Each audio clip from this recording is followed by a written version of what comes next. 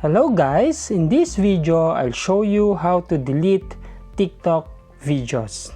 First, make sure that you have an internet connection and simply tap on the TikTok application.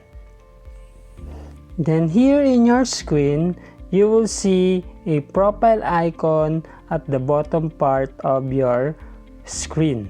Just tap this profile icon and you will see here the different videos that you have created. Just simply tap on the video that you want to delete. Let's try this one. And here you will see the three little dots here, circle dots located at the side part of your screen. Just tap this, and in this option at the bottom part, just move your screen going to left.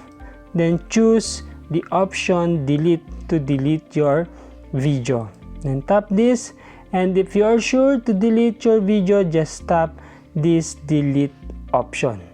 Okay, that's it guys on how to delete TikTok videos. I hope that this video helps you a lot.